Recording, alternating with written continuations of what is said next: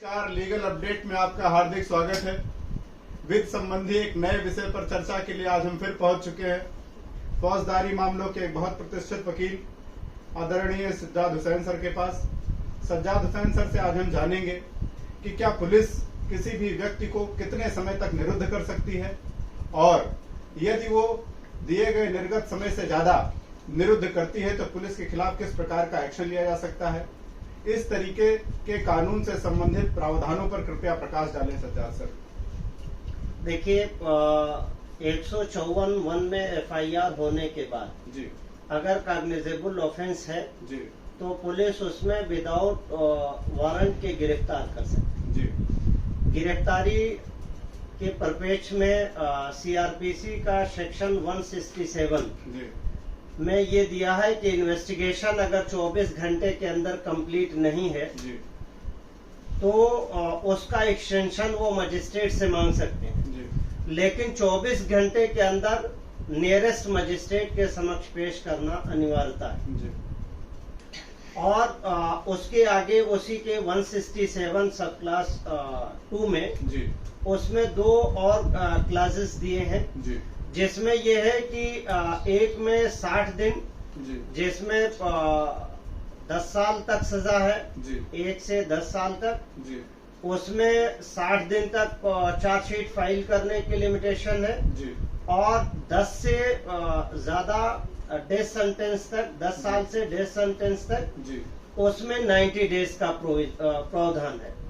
अगर 10 साल से कम है और चार्जशीट 60 दिन के अंदर फाइल नहीं हुई तो उसको डिफॉल्ट बेल का अधिकार उसे हो जाता है, जी चाहे उसमें वो बेल फाइल करे एक्यूज, चाहे बेल ना फाइल करे। जी ऐसे ही उन केसेस में जिसमें 10 साल से ज्यादा पनिशमेंट है, अगर उसमें 90 डेज से ज्यादा पुलिस ने चार्जशीट 90 डेज में चार्जशीट नहीं फाइल की जी तो ऐसे मामलों में उसको डिफॉल्ट बेल उसकी राइट बन जाती है, चाहे उस मामले में बेल फाइल हो चाहे उस मामले में बेल फाइल ना हो, जी तब भी वो बेल का अधिकार उसको हो जाएगा।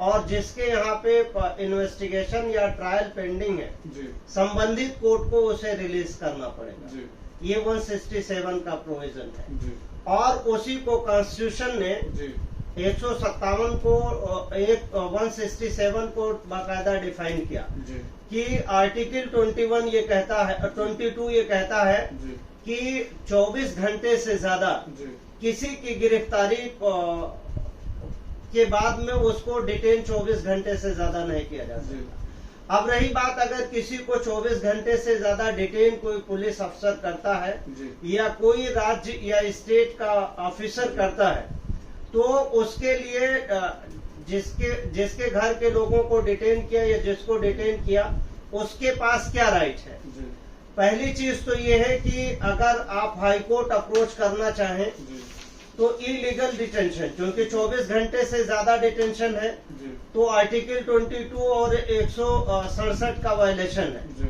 तो जहां कहीं पे भी लॉ का वायलेशन हो जी वहां पे कॉन्स्टिट्यूशन प्रिवेल कर जाता है। तो आप हाइबियस कॉर्पस की पिटीशन फाइल कर सकते हैं जी 226 में। और अगर आप हाइबियस कॉर्पस नहीं फाइल करते हैं तो आप 36 में सीआरपीसी के प्रोविजन में आप उसके सुपीरियर अफसर को उसको अप्रोच कर सकते हैं, उसकी शिकायत कर सकते हैं। जी और अगर इलीगल कस्टडी है जी तो आप पुलिस के खिलाफ एफआईआर की भी रिक्वेस्ट कर सकते हैं और कंप्लेन उनके खिलाफ फाइल कर सकते हैं। जी अगर आपकी एफआईआर दर्ज नहीं होगी, क्योंकि ऑब्वियस है वो गवर्नमेंट एम्प्लॉई हैं, जी ऐसी सूरत में आप क्रिमिनल कंप्लेन मजिस्ट्रेट के यहाँ फाइल कर सकते हैं। जी अब उसमें ये होगा sanction prosecution, not sanction prosecution. जी अगर लॉ को वायलेट करेंगे, जी अगर लॉ का वायलेशन है, जी फंडामेंटल राइट का वायलेशन है, जी ऐसी सूरत में सैंक्शन ऑफ प्रोसिक्यूशन जी बहुत ज्यादा मैटर नहीं करता है।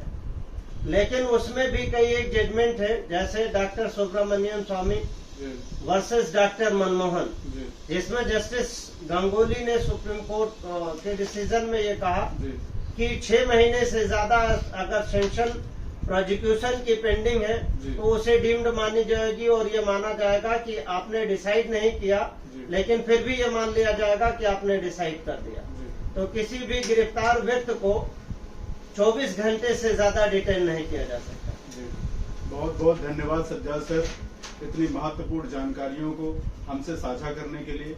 अगर लीगल अपडेट का चैनल आपको पसंद आता है तो कृपया इस चैनल को सब्सक्राइब करें।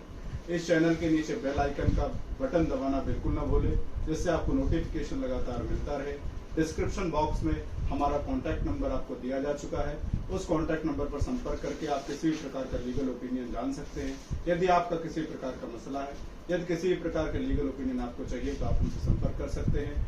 ईमेल आईडी भी आपको प्रोवाइड कराई जा चुकी है। नए इंटर या फिर नए जूनियर अधिवक्ताओं को किसी प्रकार की समस्या है तो मेल लिखकर भी हमसे जवाब प्राप्त कर सकते हैं। समय अनुसार हम आपके प्रश्न का जवाब अवश्य देंगे। लीगल अपडेट चैनल को देखने के लिए बहुत बहुत धन्यवाद। नमस्कार।